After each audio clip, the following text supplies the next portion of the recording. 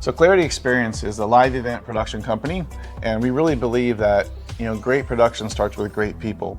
And that extends beyond just the teams that we have, but also the partners that we have. And we've been really just honored to be part of the GoGather affiliate program as one of their preferred suppliers, really working together to achieve the end results for the clients, where we bring their expertise together with our expertise, and together we really create an amazing outcome for our clients with years and years of professional experience that are brought to these clients who may only have a meeting once a year, and they need to rely on experts to really make that meeting as impactful as they can. And so it's been such an amazing several years working with you. Absolutely. And working with your team, and GoGather and Clarity really make a sum of the two parts is greater than the individuals. And we love being together with you on all the different things and the events that we're doing. Absolutely, Brian. Couldn't agree more. I mean, even for us, GoGather, the name, it's right there. It's not so much about the gathering at the event, but actually gathering the team that pulls together that event for our clients, and having a partner like Clarity where we're able to develop a shorthand. We're able to sort of have those top level philosophies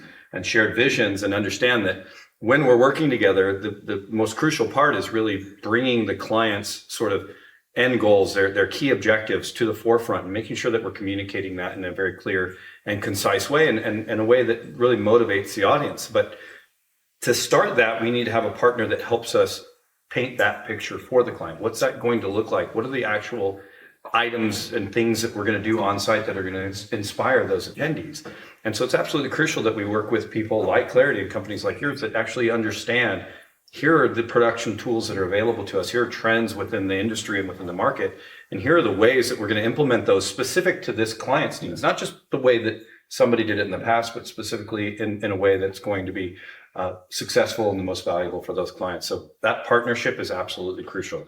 And we appreciate that, and look forward to continuing with that and many, many successful programs to come. And one of the things, Brian, that I love about both of our companies is we like to have fun. Mm-hmm. And when you look at kind of the makeup and the culture of GoGather, the makeup and the culture of Clarity, having fun is part of our DNA, and really making sure that events are really stressful. It can be, having a live event can be a tough thing to do, but when you bring that professionalism and you bring fun into that equation, it changes really the whole outcome of how that event is experienced by the attendees. And so I love your team, and you guys have a lot of fun. We have a lot of fun too, and together we try to bring a lot of that to the end client.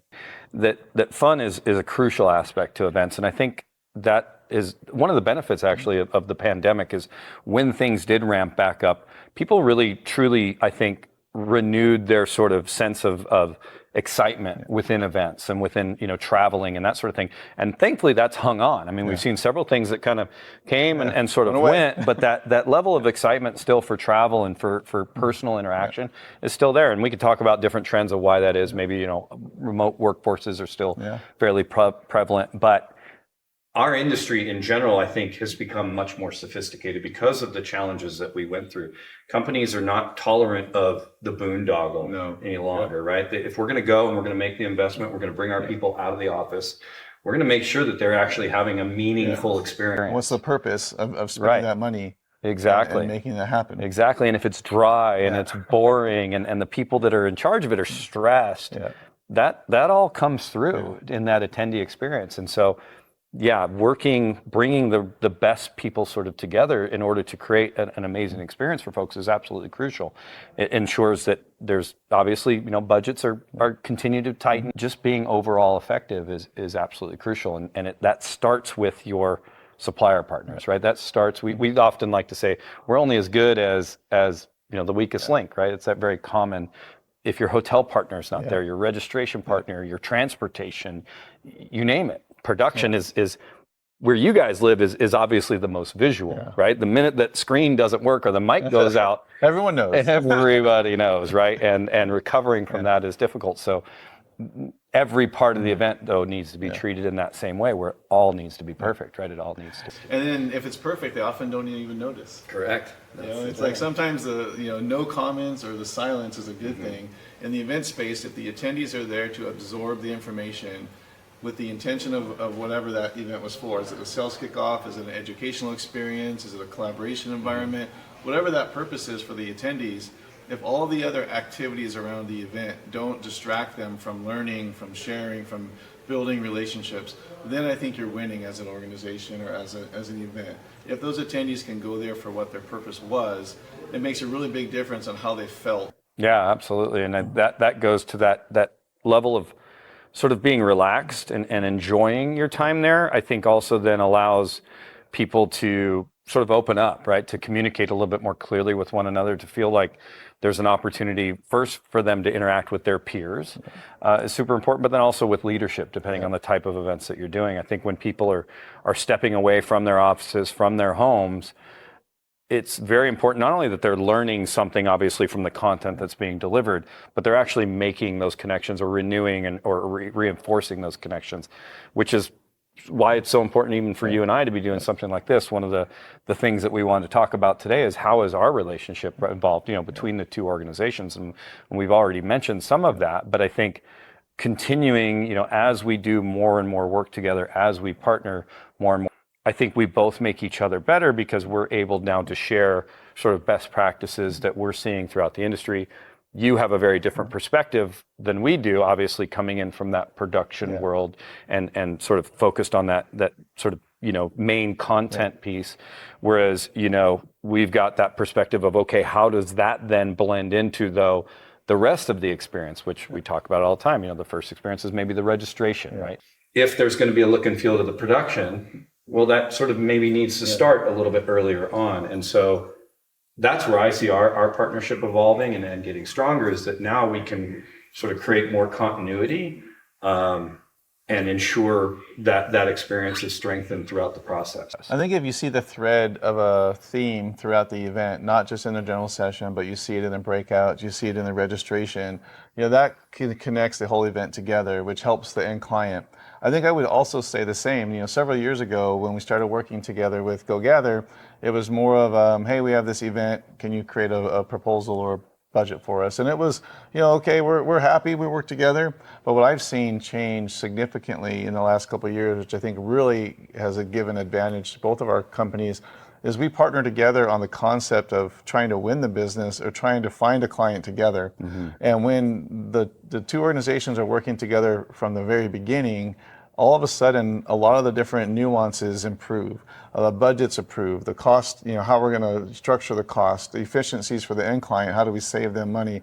Those type of conversations can happen early on, and I see our teams working closer together on the front end than they ever have before. And that's just, one, it's more enjoyable. Mm-hmm. We can achieve better results for the client, but it also shows that we trust each other, which is really good for the end client to have a seamless group of people there. It doesn't matter, really all the different suppliers you have on one event. It's all a GoGather event. And that client should feel that way. And that happens because we work together early on through the process. Yeah, I'd actually echo exactly what you just said there, but even take it a step further and almost have GoGather, clarity, all of that dissolve into the client. It's all their event. And but for those exact same reasons, right? We obviously, we both share that philosophy. We want to work as an extension of our client's team, right? We want to have this sort of seamless connection with them to where, and in fact, that's one of the best compliments we get is often we'll have an executive or a speaker that just, they suddenly find out, oh, you're not actually part of our organization. And it's like, no, we absolutely are. Yeah, we happen to be. Exactly. And that's the way we want that to feel, right? We're never sort of this separate entity, right? It feels to everybody sort of very connected, very fluid, very fluid, very, very efficient, right? And so that's what I love what you said about that. And that's where, we actually try to distinguish ourselves a little bit in making that clear from the get-go, sort of letting clients know that, hey, it's not all about GoGather, right? It's about, here are our partners, and that goes to everybody, your production partner, your hotel partner, all of those sorts of things. Let's bring those people to the forefront, communicate with them, what are the goals and objectives, what are the things that we're actually trying to accomplish, and then rely on them. I mean, these are people, and I'm sure you've seen this too, especially like in the world of hotels. Yeah. Day in, day out, these people are working these properties, they're seeing groups come through. They know what works. They know what's effective. They have their favorite client or their favorite program that comes through. And that's a huge resource that we can tap into. Now, if we have this sort of master-servant relationship with them and we come in and say, this is what we're doing, when we're doing it, how we're doing it, the outcome's not that great. Right, they're going to back off of that. You're not going to get that sort of back and forth, that cooperation, right? I tell clients all the time, we'll get exactly what it says on the paper. but we get so much more. All that magic now we're missing out when that banquet captain comes in with the this amazing sort of experience for a presenter before they're about to come on. I'm sure you have stories about that. It makes all of the difference, right? Because now they're connected with the program, and that's what we're seeing evolve even in the marketplace, right? For us, especially as I think there's going to be obviously more and more pressure put on our industry. I think obviously we're very closely tied to the markets. As the market retracts, I think a lot of companies, we've already seen it with a few, come and look at, hey, we either need to postpone or what's my spend going to be? Right, let's change our budget up a little bit. And if we don't have that sort of very strong intention, that background around what it is we're doing and why we're doing it, it's hard to defend those positions, right? If we can't come in and say, hey, this is why we're doing this is the experience that we're going to have for our attendees, then good on them. They actually should back off from it, right? They should come back and make sure. And so that's where that trend sort of evolves, and it evolves from even the relationships that we have, which is what are we truly looking to accomplish at these programs?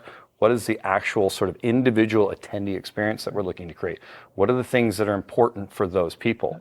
And so often we hear it's again the networking, the content, the learning, but also my ability to interact with my peers. You know what I mean? And kind of get what's happening with them.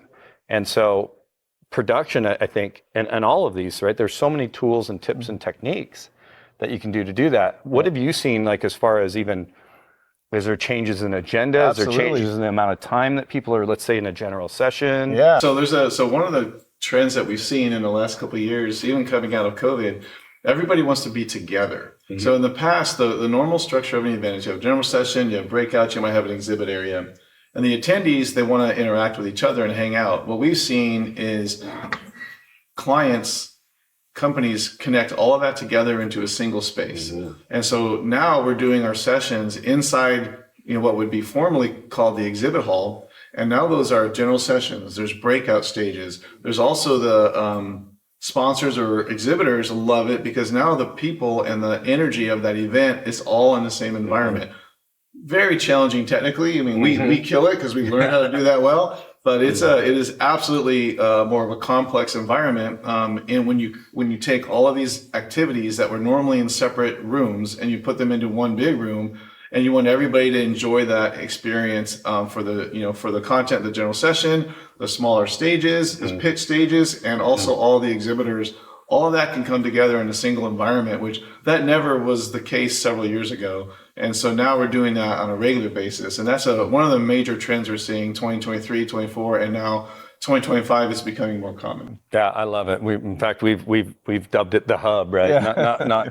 Not unique at all. I mean, of course, that idea's been around. In fact, I recall even in sort of the .com days, we had done sort of similar things. But yes, with the technology, especially the advancements in, I'm sorry, I'm going to butcher the actual technology name, but we call it the silent disco. Absolutely. Right? That idea of it works great. Yep, getting in there and putting those headphones on, and we've seen some incredible, even with like lighting and draping and that sort of thing, sort of, yes, defining spaces, but still making it feel like it's open. It's that hub, or that town square sort of feel, which we absolutely love. And you're right. I think exhibitors especially love that. And there's an opportunity too for, as we talked about, as sort of budgets potentially shrink or there's more pressure put on that, what are the other partnerships that we can have to help offset these types of events? What are the exhibitor opportunities that we can sort of present? We've seen that even with a recent client that did a sales kickoff that is able to actually offset, I think, the majority, if not all, of the cost of their sales kickoff just by bringing in their supplier partners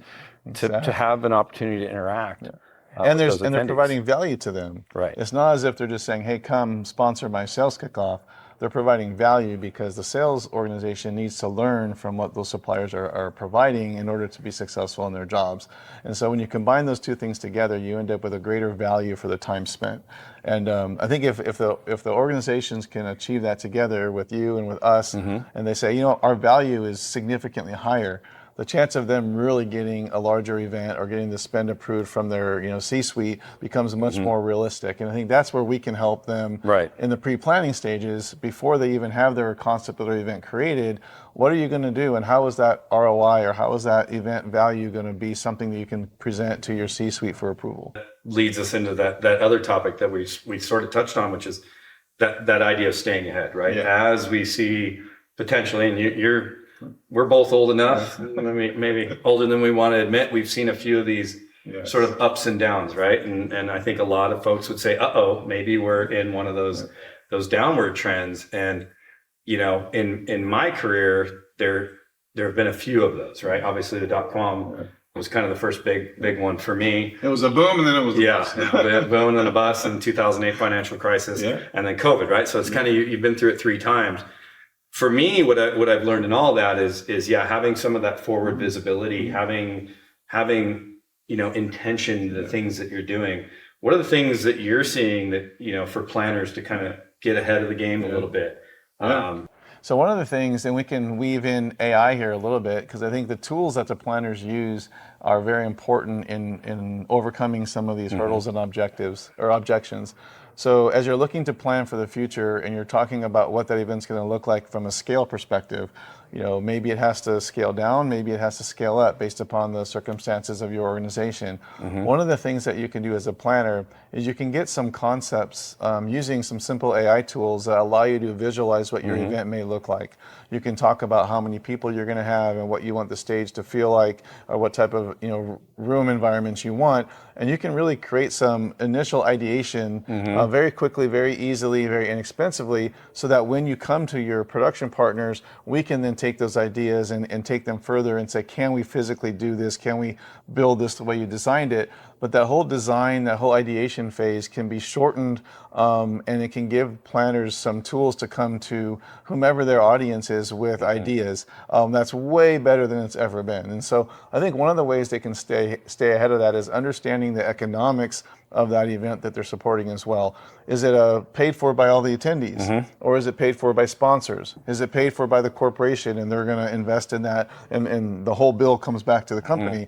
3 different ways that events are financed. Knowing how that event is financed and really talking to that end user about what makes the biggest difference for them. How do they get more people to the event if that's what they need? How can they make their registration more valuable if they're spending a certain amount per show? Those are the different things that I think planners can be ahead of, so that when they get the pushback from the client based upon what's happening in the world, what's happening in the industry, they can have some answers to them and say, yeah, that's not a problem. We're going to shift to this, we're going to shift to that. But really knowing what those are when you're going into that conversation, rather than being surprised by it, I think would be valuable. I absolutely agree. I think what you're saying is, and we feel this as well, planners are no longer just planners, right? They're no longer just the order takers, which I think is a great thing. We talked about the idea that the industry has evolved and become more sophisticated, and I think planners are also doing that. There's great tools and resources out there. Obviously, we're both part of a lot of great things like LinkedIn groups and discussion groups and that sort of thing. And no longer, I don't feel it anyway, is that position of event planner sort of exists within organizations. You really are sort of a business leader, right? You have to be more of a communications or a marketing sort of minded person that sort of understands, like, I get the event side. I understand sort of the tools and the tactics and the processes of pulling together an event. But I have to be able to translate that into actual business objectives and action items that are happening at the program. And the way that you do that is, again, building a team around you, right? I don't have all of the answers. We rely on partners like yourselves to fill in those sort of areas, and us for you as well. And I think planners need to recognize that, right? The sort of knee-jerk reaction is to pull back, when the market sort of goes back and go, well, no, I've got to sort of internalize all this. But the danger in that is now you have that isolation where now you don't have the exposure into what are other companies doing out there? What are the tactics that they're taking to sort of be prepared? Whether it's contractual language or flexibility with my partners. Hey, I want to book this program for next year, but if these sort of things happen, what are the ways that we can sort of tweak and change that are going to allow me some flexibility? All right, we're going to talk a little bit about some other topics, Brian. We're going to dig into a little bit of the trends in the industry around technology and AI, and then we'll talk about some world events. All right. Yeah, see what's happening in the world.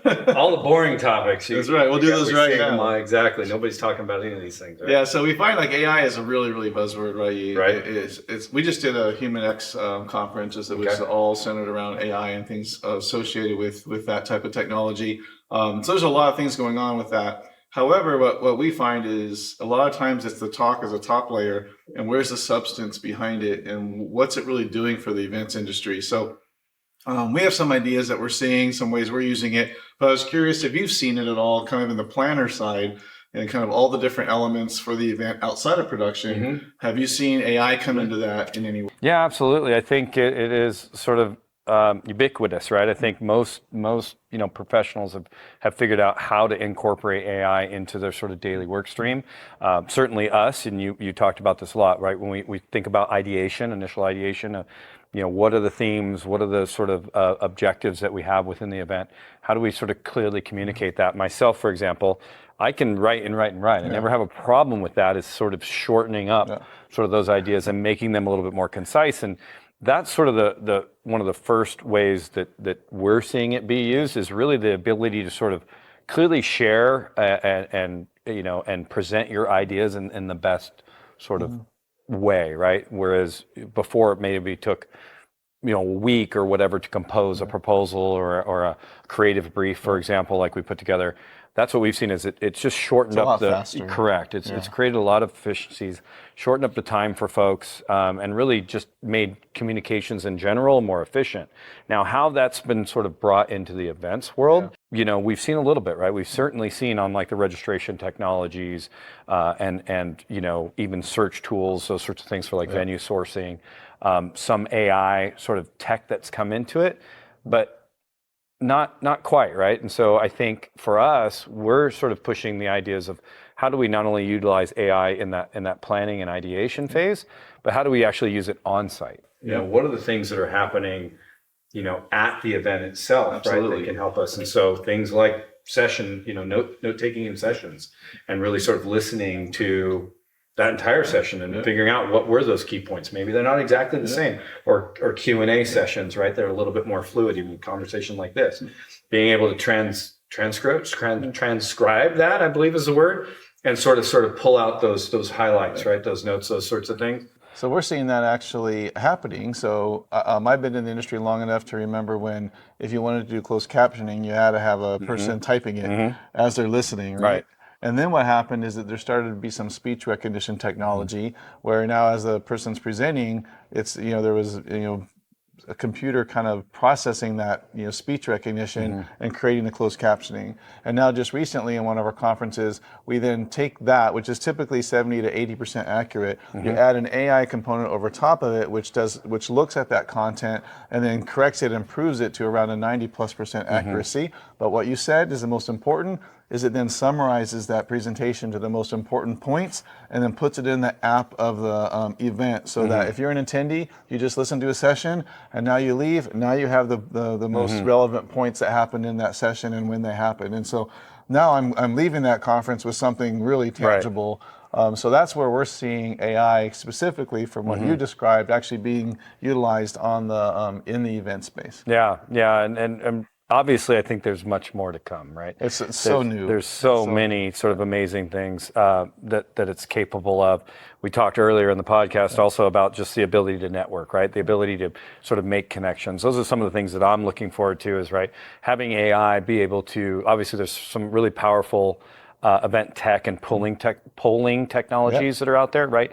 Our ability to really have a two-way conversation, it's sort of one to many typically, right? You've got your presenter communicating to many. I don't think we've yet or we're at the tip of the iceberg of the many to one, right? How do we allow those audience members to sort of participate in that conversation efficiently?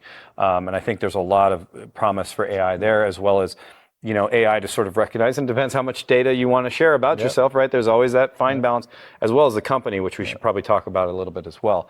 I don't think we can just sort of open the floodgates to AI. There's a lot of IP, a lot of legal and different requirements that different organizations have, where we can't just suddenly implement all these tools and give it access to all this data. But what is AI's ability to help me better connect with my peers that are at the event, or to even recognize, especially at a large event, here are the sessions that I think are going to be, or that may be most useful to you, or help you develop your agenda and your schedule and actually look at. So there's really endless possibilities that we see within the events industry. But ultimately, I think what's most important, I think you would agree, is these are all tools and systems that actually help us better connect in person. Absolutely. Right? Those technologies, they're all just platforms, hopefully, for that. The real sort of meaningful experience is that person-to-person experience. And I think with tech in general, we can't lose sight of that. And we're, as much as we want to implement these tools and these latest and greatest sort of things, we also want to make sure that ultimately it's pushing people toward those personal connections and those relationships. Have you also seen that? Have you seen some clients maybe go overboard with tech, and forget that, or are people pretty well aware of that end goal? Yeah, I think there's a lot of questions around, hey, what can we use for technology to innovate? And I think that's the wrong question. I think the question should be, what can we do for our attendees to make the event more meaningful for them? Mm-hmm. And then if the technology solution is part of that, then it's fantastic. Mm. Also, when you're talking about the industry or the economy, if things are going up or down, when you look at, are you going to have your spend or you're not going to have your spend, understanding that the connections between your team members, the connections between your customers and the sales team, those connections are personal. Mm-hmm. And in person, the amount of learning that happens between people is significantly greater in an in-person experience than any other sort of technology.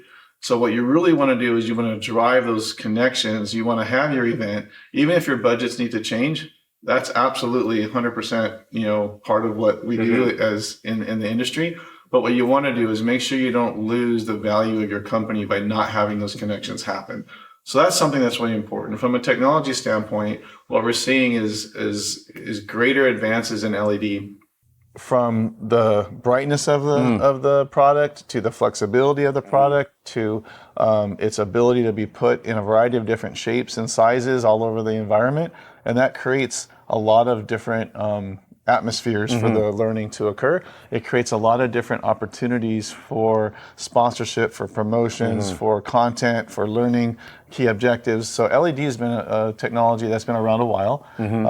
But what's happened recently is it's become more affordable, it's become more flexible in its application. And so that's what's pretty cool. So what we're seeing, a trend on that, is more and more of our events have more LED throughout the spaces than maybe they did in the past. And that's an opportunity to impact your audience in different ways and get more sponsorship. But that leads us to the next question, is a lot of LED is made in China, and actually all of it, I believe, is pretty much is made there. And so, right now, we're talking here in April 2025, and there's a little bit of activity in the world right now around tariffs, right? A little bit of attention right now on tariffs, and those tariffs are a strategy to rebalance the trade in the world that may have been unbalanced in the recent 30, 40 years. And so how do you see that right now, and what are your thoughts about how that may or may not affect the industry? Sure, great question. And obviously, I think the events industry, just like anything else, is affected in different ways, of course, right? When you talk about technology, LED specific production equipment, audio, even the microphones, the cameras that we're using today, those things may become a little bit more scarce, or we may need to figure out how to continue to leverage tools, that we've had around, right? We may not be able to advance or sort of change just for change's sake, right? For the sake of change, I should say. But maybe there are other areas that aren't as heavily affected. Obviously, things that are sourced within the U.S. and, the workload. But ultimately, the macro economy is very, like we talked about earlier, very closely tied to event. And so tariffs, regardless of whether or not there's a direct connection on things like production or even things like food. We've talked about that. Absolutely. Fuel, transportation, whether or not there are new buses and vans and all of those different things. But ultimately, those are things that we, as planners and as business leaders, don't have a lot of control over. So I think what's most important is that we're prepared, that we build a great team around us, because no individual can do it by themselves, that you have great channels of communication within your team, within your supplier base, within your strategic partnership base. So you understand, hey, if we're going to run a sponsorship program and things start to change, rather than just having you cancel altogether, sponsor, maybe there's something else that we can do, or here's sort of the value proposition that we can put and sort of help you build that ROI story, right? And so ultimately, yes, tariffs will affect our industry,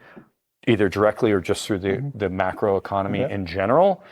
But the answer to that is not sort of sitting back and worrying about it, or sitting back and not doing anything because of that. It's rather planning for it, right? Being prepared, being clear, being concise, and knowing, hey, these are our objectives. And the way that we get through these challenging times is exactly what I love that you just said. Regardless of the technology, regardless of our ability to communicate through things like this podcast or Zoom, it's when we're together that makes a difference. And so if we're going to face these challenges, we need to do it in person. We need to get together and be talking about it. Absolutely, and I couldn't agree more with that. I think when you look at disruption in the world, it's always an opportunity, time for opportunity. So you're going to have some industries that have a massive uptick in what they're doing here in the U.S. The U.S. is the largest consumer base in the world. The majority of the spend in the world comes through the United States, and that's really why it's such an amazing country to be in and such an amazing place to do business in. It's why we have so many meetings and events in the U.S., because we gather people from all over the world here to launch new products, to meet with suppliers, to build kind of the future of what the world is going to do. And so I believe that while the tariffs are going to affect some of the things on the macroeconomic state, and it's going to be disruptive for a little while, I think it's going to, and in the end, the outcome of it's going to be extremely positive for the meetings and events industry, because I think you're going to see more and more activity that's going to happen as a result of manufacturing coming back to the U.S., some workforces coming back to the U.S., and a variety of different things happening that's going to allow for meetings and events to have to take place. So when times are tough, you have to meet. When times are great, you have to meet. So the meeting industry, now the spend might be different when times are tough or when times are great, but in the end, the meeting industry needs to meet. And that's what makes the difference between companies who invest in that and companies who maybe decide not to meet, and then they're behind a few years later in what they're trying to do organizationally. That's what I've seen over my years, and I've been in there a little while. But it's an exciting time to be part of. And what I've enjoyed working with you and your company and your entire team is, even through the tougher times, COVID times and the recent times, it's always been about how do we achieve these goals together. And I think that's what we want to continue to pass on to our customers is, whatever you're facing, we're here to do it with you to create an amazing event together. Yeah, couldn't agree more. And just the importance of, again, it takes a team. These organizations that are successful, they're successful because they bring together the right individuals. And so if we're going to do that in the way that we plan events, let's also recognize that's what we need to do at the event itself, right? How do we really facilitate and be sort of that catalyst for our attendees to come together to help us address these sort of difficult situations that we might find, but then also, like you've said, the difficult times are actually the big opportunity times. That's the other thing that we have to remember, right?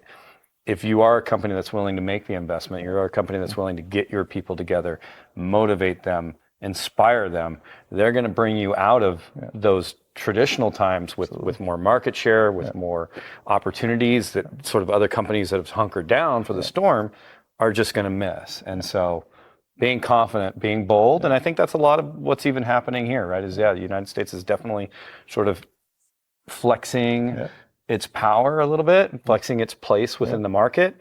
And we don't know exactly how that's going to work, but ultimately we have to hope that it's going to be just mean bigger, better things. So. And in the end, we'll be there to make all the events and meetings happen. That's right. Well, it's been great, Brian. I really appreciate it. Awesome. Always lunch, good. Love hanging out. Thanks for attending our AV Insights and Advice, and we'll see you next time. Bye-bye from Gathering Gurus.